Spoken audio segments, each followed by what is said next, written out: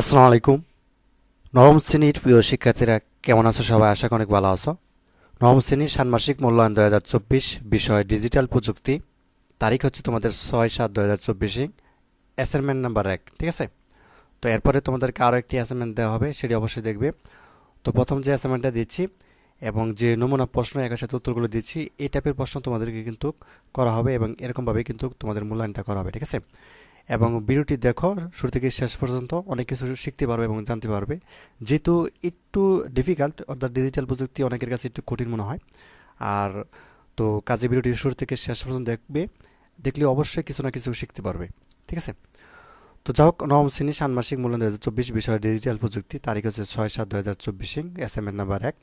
তো এখানে তোমাদেরকে বেশ কিছু প্রশ্ন এবং আমরা হচ্ছে উত্তরগুলো রেখেছি, একের সাথে উত্তরগুলো দিয়ে দিচ্ছি যাতে করে তোমাদের জন্য সহজ হয়। ঠিক আছে? তো প্রথমে একটি প্রশ্ন রেখেছি, দেখো। প্রশ্ন: জার্নাল কিভাবে লিখবে? যে কোনো দুটি বিষয়ে জার্নাল লেখো। ঠিক আছে? তো এরকম একটা কিন্তু প্রশ্ন আসতে পারে যে মূলত জার্নাল বা নোট বই যেগুলো রয়েছে এগুলো কিভাবে লিখবে এবং যে কোনো দুটি বিষয়ে জার্নাল লেখো।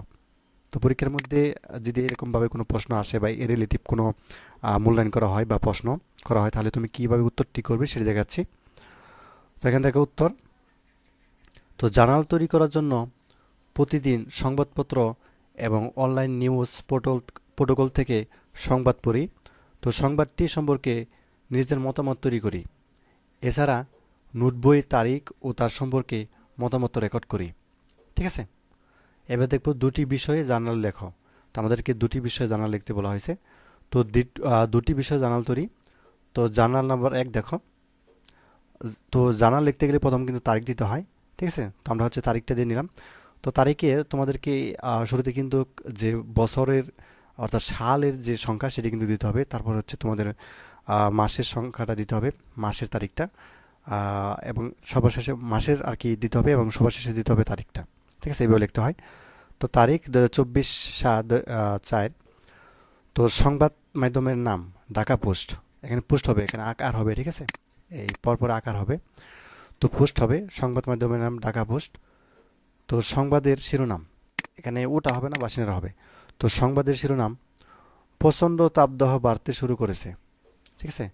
আর সংবাদের বিষয়: ঢাকা ও টাঙ্গাইলে প্রচণ্ড তাপদাহ বাড়ছে।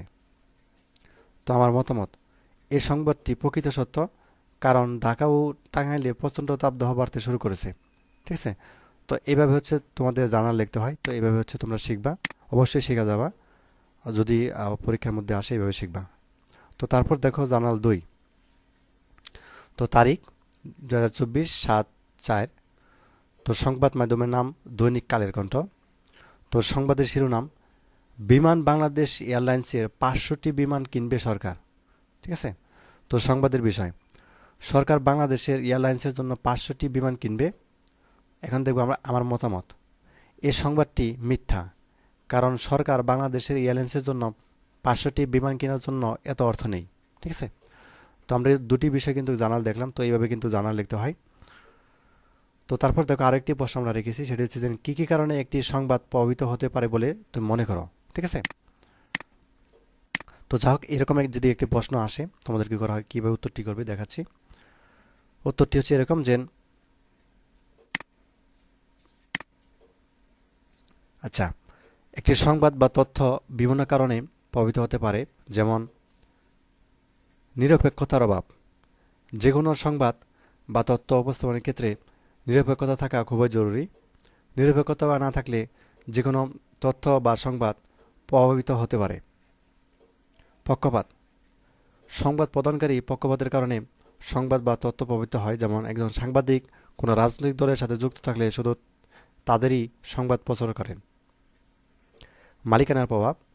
সংবাদ মাধ্যমের মালিকানা যদি বিভিন্ন রাজনৈতিক দল বা ব্যবসায়ী প্রতিষ্ঠানে হয়, তাহলে সংবাদ বা তথ্য প্রভাবিত হয়। ভুল তথ্যের প্রচার। অনেক সময় ভুল তথ্যের প্রচার মাধ্যমে সংবাদ বা তথ্য প্রভাবিত হয়। ঠিক আছে? তো এই আমরা দ্বিতীয় নম্বরে যে প্রশ্ন সেটি দেখলাম উত্তরটি। তো এবার দেখো আরেকটি গুরুত্বপূর্ণ প্রশ্ন তোমাদেরকে রেখেছি, সেটি হচ্ছে যে এরকম একটা প্রশ্ন কিন্তু আসতে পারে, সাইবার অপরাধ নিয়ে কিন্তু একটা তোমাদের অ্যাসাইনমেন্ট প্রশ্ন কিন্তু করতেই পারে। তো সাইবার অপরাধ কি? সাইবার অপরাধ থেকে বেঁচে থাকতে তুমি কি কি পথ অবলম্বন করবে? ঠিক আছে? তো সাইবার অপরাধ কি আমরা যদি একটু জানি, সাইবার ক্রাইম একটি বিশ্বস্ত অপরাধমূলক কার্যকলাপকে অন্তর্ভুক্ত করে যা ডিজিটাল ডিভাইস এবং অথবা নেটওয়ার্ক, ঠিক আছে, এখানে অথবা এখানে স্পেস হবে, নেটওয়ার্ক ব্যবহার করে সম্পাদিত হয়। এই অপরাধগুলির মধ্যে প্রতারণা, পরিচয় চুরি, ডাটা লঙ্ঘন, কম্পিউটার ভাইরাস বা স্ক্যাম এবং কি অন্যান্য দূষিত কাজে প্রসারিত করার জন্য প্রযুক্তি ব্যবহারের জড়িত। ঠিক আছে, এটাই মূলত সাইবার ক্রাইম। তো তারপর দেখব যে আচ্ছা, সাইবার অপরাধ থেকে বেঁচে থাকতে আমি যে যে পথ অবলম্বন করব। এক নাম্বার কি করব, শক্তিশালী পাসওয়ার্ড ব্যবহার করব। ঠিক আছে, তো বিভিন্ন সাইডে আপনার অর্থাৎ আমার পাসওয়ার্ডগুলি পুনরাবৃত্তি করব না বা করবেন না, এবং আপনার পাসওয়ার্ডগুলি নিয়মিত পরিবর্তন করব, তাদের জটিল করব।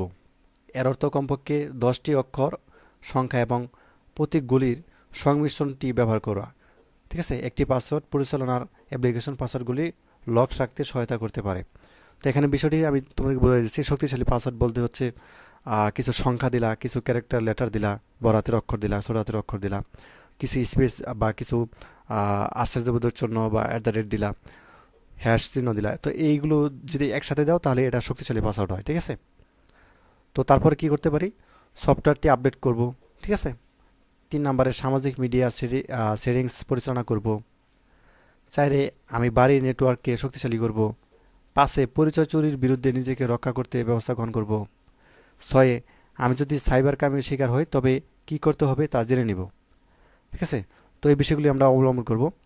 তো এই ছিল তোমাদের অ্যাসাইনমেন্ট নাম্বার 1, ডিজিটাল প্রযুক্তির 6 তারিখ মূল্যায়নে যে হবে, এটি তোমাদের নমুনা প্রশ্ন উত্তর। এরকমভাবে প্রশ্ন তোমাদের হতে পারে। তো কিছুক্ষণ পরেই তোমাদের হচ্ছে অ্যাসাইনমেন্ট নাম্বার 2 দেওয়া হবে। অবশ্যই সাথে থাকবে। তো ধন্যবাদ সবাইকে এই ভিডিওটি দেখার জন্য। আর যারা নতুন রয়েছে অবশ্যই আজিজ চ্যানেলটি সাবস্ক্রাইব করে রাখো।